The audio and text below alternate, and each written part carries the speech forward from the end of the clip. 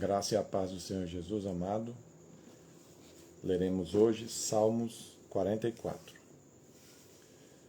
Pai de amor, visita agora essa pessoa que ouvirá essa mensagem e mostra para ela como o Senhor é luz e como a sua luz ela clareia o entendimento, nos dá a certeza do nosso destino, da nossa identidade, nos conduz pelas veredas da justiça, a justiça de Cristo, que é do começo ao fim pela fé, e não mais a justiça própria,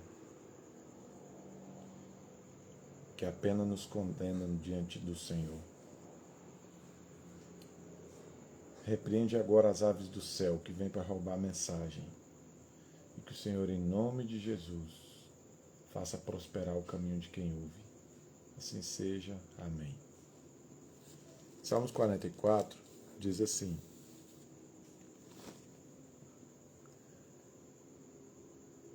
com os nossos próprios ouvidos ouvimos.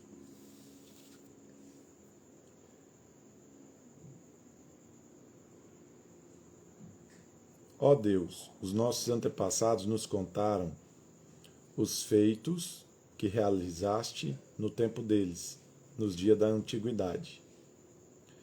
Com a tua própria mão expulsaste as nações para estabelecer os nossos antepassados, arruinaste povos e fizeste prosperar os nossos antepassados. Não foi pela espada que conquistaram a terra, nem pela força do seu braço que alcançaram a vitória. Foi pela tua mão direita, pelo teu braço e pela luz do teu rosto, por causa do teu amor para com eles. És tu, meu rei, meu rei e meu Deus. És tu que decretas vitórias para Jacó. Contigo pomos em fuga os nossos adversários, pelo teu nome pisoteamos os que nos atacam. Bem, quem são os que nos atacam? Os demônios. E está escrito que o Senhor esmagaria a Satanás diante dos nossos pés e diante dos nossos olhos.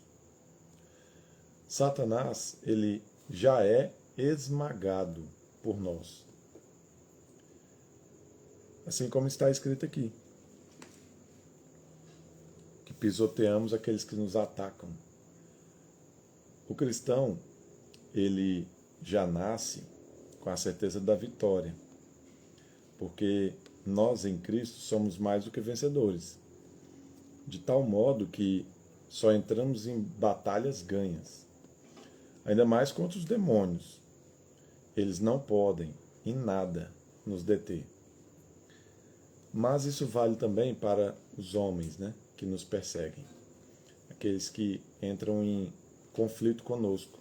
Aqueles que entram em contradição conosco. Toda língua que se levantar em juízo contra nós, será ela condenada, e não nós. Como está escrito no livro de Isaías. Mas todas as pessoas que entram em providência para tentar nos destruir, estão sendo usadas pelo diabo. Lá em Efésios 6 diz assim que nossa luta não é contra carne e sangue, mas contra os poderes espirituais nas regiões celestiais. Você pensa que tal pessoa é seu inimigo, mas não é ele. É quem está por detrás dele. E quem está por detrás dele é o diabo, é Satanás. E o Senhor concede vitória a você a ponto de você subjugar todas essas pessoas que tentam te atacar, te destruir, te derrubar. Aí você pensa, mas como que eu vou fazer isso? Eu sou mais fraco. Eu sou mais fraco do que eles. Você vai fazer da seguinte maneira. Versículo 6. Não confio em meu arco, minha espada não me concede a vitória. Mas tu nos concede a vitória sobre os nossos adversários e humilhas os que nos odeiam. O que isso significa? Significa o seguinte, que apesar de você levar a espada para a batalha, apesar de você levar o arco para a batalha, você não confia nele. Então, por exemplo, quando você vai anunciar o evangelho, você estuda antes. Você lê a escritura, você se prepara, mas você não confia no que você estudou. Assim como Davi, ele levava o arco para a guerra e ele levava a espada para a guerra. Mas no final, ele não confiava nem no arco nem na espada. Ele confiava no Senhor, porque o Senhor nos dá a unção que nós precisamos para vencer as nossas guerras. Às vezes sua guerra é contra um vício, às vezes sua guerra é contra um problema, mas você toma o remédio, às vezes é contra uma doença, você toma o remédio, mas você não confia no remédio. Você confia em quê? No Senhor. É o Senhor quem vai me curar. Por quê? Quantas pessoas não tomam remédio e apesar de tomar o remédio não ficam curadas? Então, se você tomou o remédio e ele fez efeito, é por quê? Porque o Senhor colocou a mão. Porque tomar remédio não é garantia, tudo bem, Ria. Tomar remédio não é garantia de cura, não é garantia de saúde. Mas quando você toma e confia no Senhor, então acontece. Por isso que Davi, ele levava o arco e levava a espada. Mas ele não confiava que o arco dele ou a espada daria para ele a vitória. Ele sabia que o Senhor que dá capacidade para ele manejar o arco é que dará a vitória a ele diante daquela batalha, diante daquela guerra. Então, por exemplo, você está desempregado, o que você vai fazer? Você vai levantar cedo, bem cedo, pegar o máximo de currículos, apesar de que nós estamos vivendo na era digital, os currículos hoje eles são praticamente todos, né, enviados pelo e-mail, mas você vai fazer isso. E você vai entregar o máximo de currículos que você puder, seja virtualmente, amém, seja virtualmente ou seja pessoalmente, mas você não vai confiar nos currículos que você entregou, você vai confiar no Senhor. Então, se um semeador, um agricultor, ele abrir, glória a Deus, Vanderlei, se ele abrir uma cova na terra e ele plantar uma semente, significa que ela nascerá? Não. Então, para nascer, precisa do quê? Precisa da bênção de Deus. Então, todos os nossos esforços, sem o favor e a graça, eles não são nada. Nada, literalmente nada. Então, por isso que, mesmo quando você faz alguma coisa, no final, a glória ainda é de Deus, o reconhecimento. Porque é Ele quem garante você. Tu concedes a vitória sobre os nossos adversários e humilhas os que nos odeiam. Em Deus nos gloriamos o tempo todo e louvaremos o teu nome para sempre. Por que louvar o nome? Louvar o nome do Senhor é um símbolo de você agradecer. Então, quando ele diz assim, louvaremos o nome do Senhor para todo sempre, o que ele quer dizer? Quer dizer que Deus sempre estará fazendo o bem e ele sempre agradecendo o bem que Deus fará a ele. Mas não é só isso, né? Ele diz que ele se gloria em Deus. O que é se gloriar em Deus? É exatamente o que eu acabei de dizer. Você está doente, você bebeu o remédio, mas você não vai confiar que o remédio vai te curar. Quem te curou foi o Senhor. Então você gloriou-se no Senhor, não no remédio. Então todos os nossos esforços sem Deus não são garantidos que teremos resultados. Mas todos os nossos esforços com o Senhor já são garantidos, que nós gloriaremos a Ele no final e também louvaremos o teu nome. Mas agora nos rejeitastes e nos humilhaste. Por quê? Porque o Senhor te humilha. O Senhor te rejeita. Para quê? Para te ensinar. Então, às vezes você recebe rejeição de Deus só para você, né, quebrantar seu coração e entender que você é servo e ele é rei. Você é filho e ele é pai. Ou seja, porque às vezes se inverte as coisas, né? Você se coloca no lugar dele e você acha que ele está no seu lugar.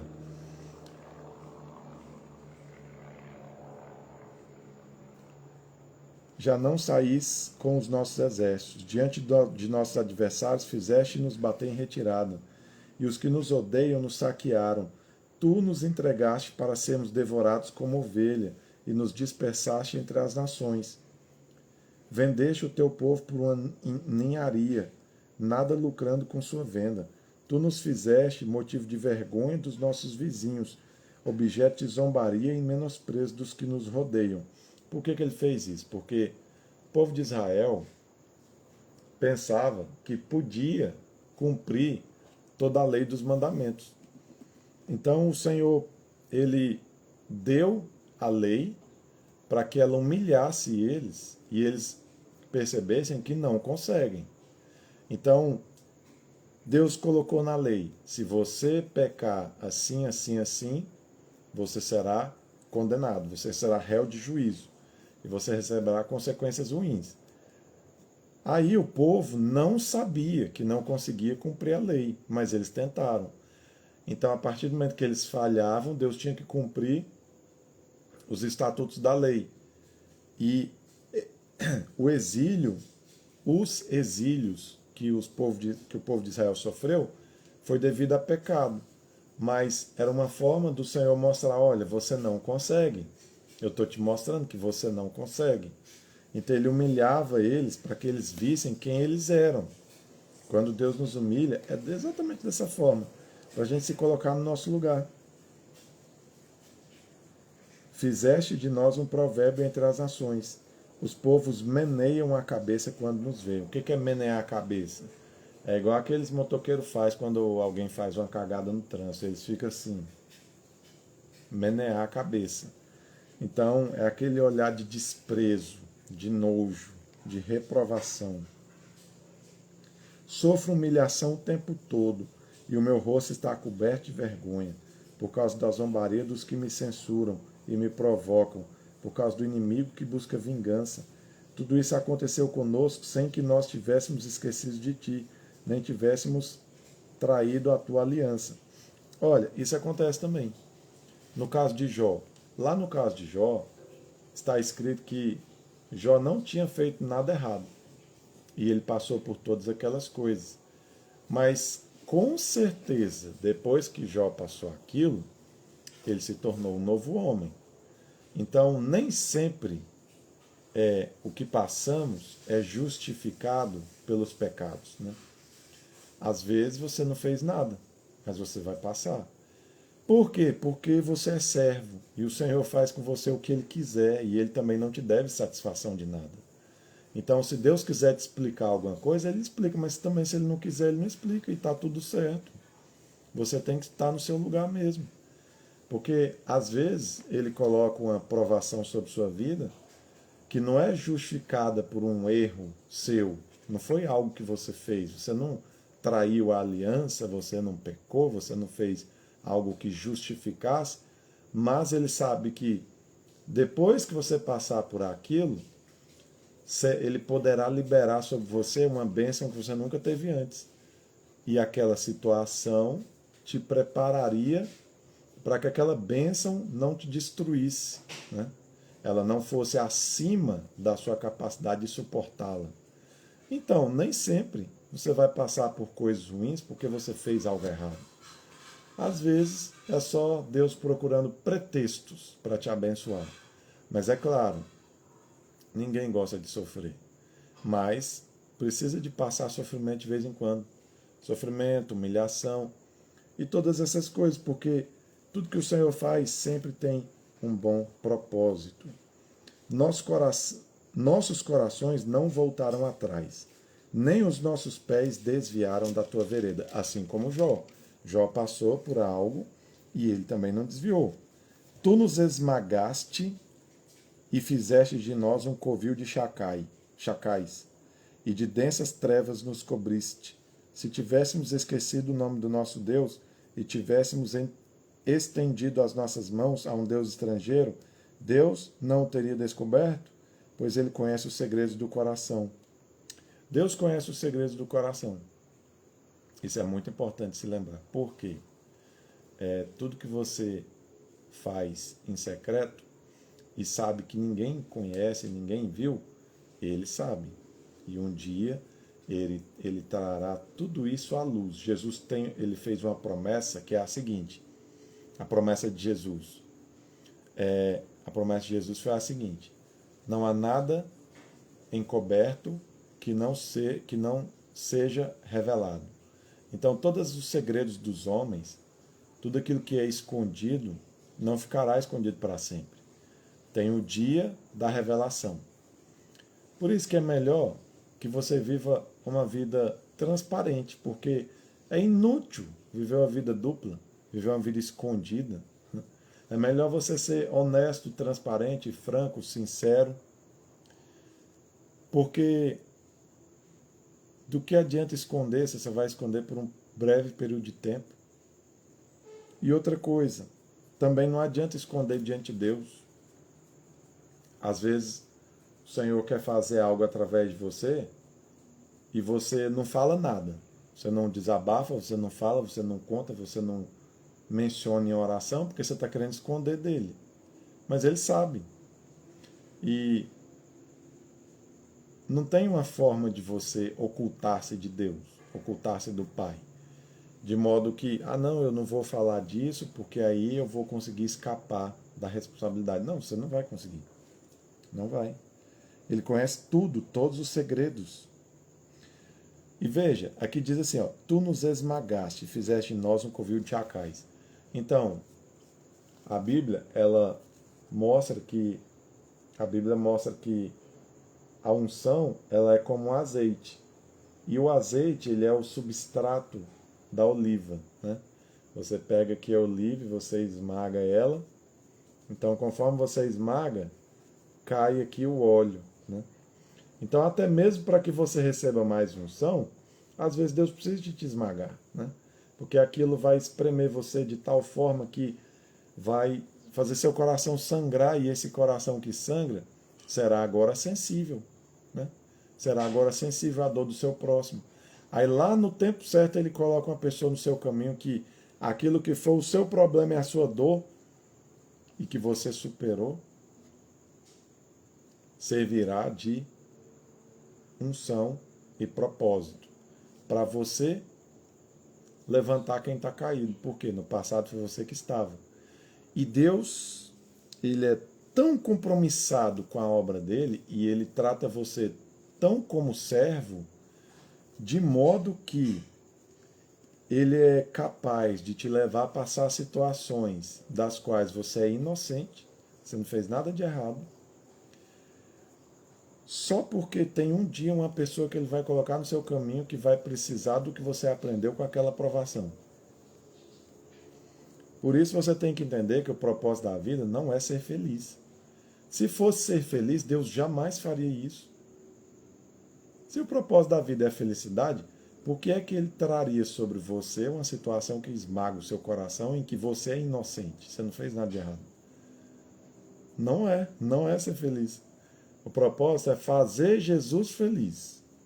Então, se Jesus ficará feliz em te esmagar, aí ele te esmaga. E não é isso que está escrito em Isaías 53? Está escrito assim, porque foi do agrado de Deus moê-lo. Foi do agrado do Pai moer Jesus na cruz. Ele olhou e viu, isso será bom. E ele não poupou o seu filho, esmagou ele, em prol de nós, de mim, de você. Aí é que está. Você pensa que você é melhor do que Jesus? Não. Então, se Jesus, sendo inocente, foi esmagado na cruz, por causa de outras pessoas, você também não vai? É claro que você vai. É óbvio. Sim, você não é maior do que o mestre. Se você não é maior do que ele, por que ele pouparia você se ele não poupou Jesus? Mas está escrito que todas as provações que nós passamos, Deus nos dá um escape. Então, quando ele faz isso, não é para destruir você, mas é para fazer como a azeitona. Aí é que está. Antes de Jesus ir para a cruz, ele estava no Getsemane, que significa prensa do azeite. Então, ele estava esmagando o filho, até ele suar como se fosse gotas de sangue. Mas aquele sangue estava sendo derramado pelo meu e o seu pecado. Então, por isso que quando a Bíblia fala sobre provações, ela diz assim: considere um motivo de muita alegria por passar provações. Porque na lógica natural, passar uma provação é um motivo de tristeza. Ah, não, vai ser desconfortável, vai doer, vai isso, vai aquilo. Mas se o Senhor te colocou para passar uma provação, não é motivo de tristeza. Porque tem um propósito, tem um objetivo. Então, na verdade, você foi escolhido. É como se Deus quisesse fazer na terra e ele olhasse pessoas que ele possa fazer o que ele quer fazer. E ele vem, olha para você e fala: eu escolho ela. Então, é um privilégio. Primeiro porque Deus não deve nada a ninguém. Se ele humilha você, esmaga você, para que você depois seja usada por ele para a vida de alguém, ele vai te pagar. É claro que ele vai pagar. Ele vai pagar e muito caro. Muito caro. Porque o Senhor é muito generoso. Jesus disse que até um copo de água que você desse para um dos pequeninos, você receberia o seu galardão. Imagine então o galardão de você ser esmagado, pisoteado por Deus, para você gerar unção e, através da sua dor, para que você possa curar a dor de outros. Então, por isso, leve isso como motivo de muita alegria. Porque você está sendo privilegiado. Só que as promessas do Senhor não são só para a vida futura, mas para essa também. Então, Jó recebeu o dobro de tudo quanto possuía que ele perdeu nessa vida e com certeza na próxima recebeu muito galardão. Até porque Deus usou a aprovação dele para me ensinar e te ensinar. Então, ele passou tudo aquilo para que eu e você aprenda com ele. Então, o Senhor não fica devendo nada a ninguém. Por isso, considere um motivo de grande alegria quando Deus te escolher.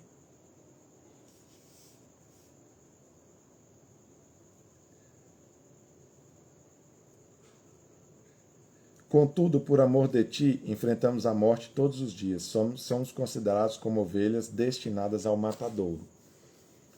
Olha, principalmente naquela época,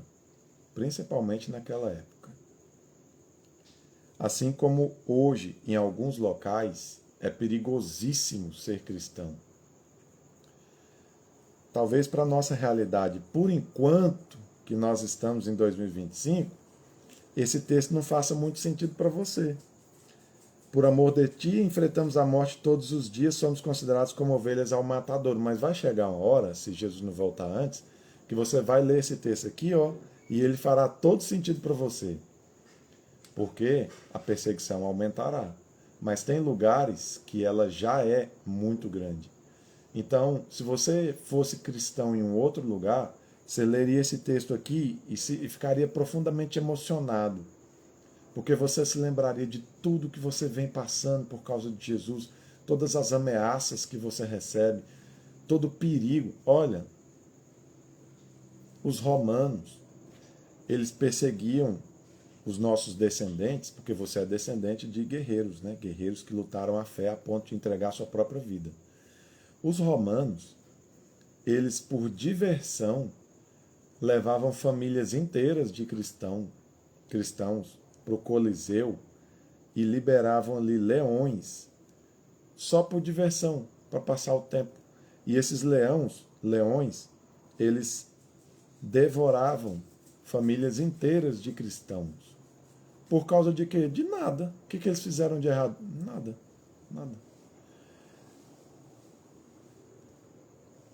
Então, de certa forma, todos nós passamos isso. Como? Bem, por você ser cristão, você tem muitos perigos.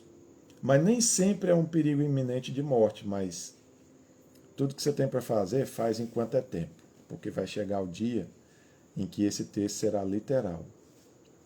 Versículo 23. Desperta, Senhor, porque dormes. Levanta-te, não nos rejeites para sempre. Porque escondes o teu rosto e esqueces o sofrimento e a nossa aflição. Fomos humilhados até o pó, nossos corpos se apegam ao chão. Levanta-te, socorre-nos, resgata-nos por causa da tua fidelidade. Então, quando Deus está em silêncio, é como se ele tivesse assim, ó, escondido o rosto dele de você, é como se ele tivesse te esquecido, é como se ele estivesse dormindo. Essas são as sensações que a gente tem. É como se ele estivesse deitado ou com preguiça, é como se ele tivesse nos rejeitado. Então, tem momentos em que você pensa que Deus, ele está assim, mas não é verdade. Ele não está dormindo, ele não te rejeitou, ele não escondeu de você o seu rosto, ele não esqueceu seu sofrimento e sua aflição, e ele não está vagaroso em te atender. Vou dar um exemplo. Daniel, ele estava aflito e ele se propositou a orar e jejuar. Quando ele orou e jejuou, ele permaneceu por durante 21 dias. No 21º dia, o anjo Gabriel apareceu para ele e disse: Salve, homem muito amado. No primeiro dia que você se propôs a orar a Deus, ele respondeu a sua oração. E ele me mandou para te dar a sua bênção. Aí ele explica: mas o príncipe da Grécia e da Pérsia me resistiram e eu não consegui chegar até aqui. Então, você tem noção de que o primeiro dia que Daniel decidiu jejuar, Deus já tinha respondido? Mas passou 21 dias e não chegou a resposta até ele. Então, mas quando isso acontece, a impressão que nós temos é que o Senhor está dormindo, que ele nos rejeitou, que ele não se importa com o nosso sofrimento, que ele não está nem aí, mas a verdade é que nós não sabemos, né? Então, como nós não sabemos de tudo, devemos sempre crer no que diz a Escritura. E a Escritura não diz que o Senhor se esqueceu, ela não diz que o Senhor não se importa, até porque a Bíblia diz que a cruz é a prova do amor de Deus por nós. Então, se parece que o Senhor se esqueceu, se parece que o Senhor não se importa, é só uma aparência, mas não é a verdade. Por quê? Pode ser muitos motivos, existem muitas razões pelas quais